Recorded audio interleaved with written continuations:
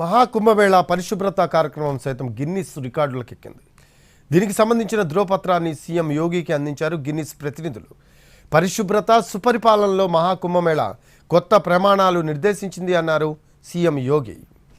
45 రోజుల పాటు జరిగిన మహాకుంభమేళా సూపర్ సక్సెస్ అయింది.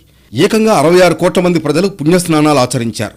144 ఏళ్లకు ఒకసారి వచ్చే ఈ పవిత్ర స్నాన ఘట్టంలో వీఐపీలు, నేతలు, సినీ ప్రముఖులు, వ్యాపారవేత్తలు, సామాన్యులు అన్న తేడా లేకుండా అందరూ పాల్గొన్నారు. ఇంతమంది ఒక్కసారిగా వచ్చినా ఎలాంటి ఇబ్బందులు తలెత్తకుండా యూపీ సర్కార్ జాగ్రత్తలు తీసుకోవడంలో సఫలమైంది. ఇది అత్యంత అద్భుతంగా జరిగిందని విదేశీ మీడియా సైతం ప్రశంసించింది. శివరాత్రితో కుంభమేళా ముగిసింది. కోట్లాది మంది భక్తులు వచ్చి పుణ్యస్నానాలు ఆచరించారు. అయితే ఈ సందర్భంగా వచ్చి పడిన చెత్తను తొలగించడంపై ఫోకస్ పెట్టిన సీఎం యోగి సర్కార్ ఏకకాలంలో పెద్ద ఎత్తున పరిశుభ్రత కార్యక్రమాన్ని చేపట్టింది. దాదాపు 15,000 మంది సిబ్బంది హాజరైన ఈ కార్యక్రమంలో క్లీనింగ్ను పకడ్బందీగా అమలు చేశారు. మరోవైపు గిన్నిస్ వరల్డ్ రికార్డ్స్లో చోటు దక్కింది. దీనికి సంబంధించిన ధ్రువపత్రాన్ని సీఎం యోగి ఆదిత్యనాథ్కు అందజేశారు. 45 రోజుల పాటు మహాకుంభమేళాలో సేవలందించిన పారిశుద్ధ్య కార్మికులు, పోలీసులు, సహాయ సిబ్బందిని ఆయన అభినందించారు.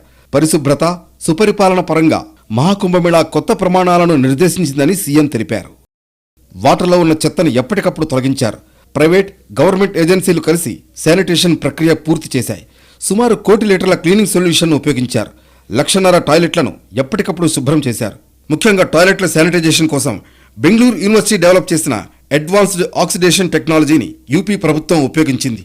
ప్రయాగ్రాజ్లోని బస్ఫర్ ప్లాంట్లో రోజుకు సుమారు 650 టన్నుల చెత్తను ప్రాసెస్ చేస్తున్నారు. మరోవైపు ఈ పనులకు హాజరైన కూలీలకు రోజువారీ డబ్బులు నేరుగా వారి ఖాతాల్లోనే సర్కార్ జమ చేసింది.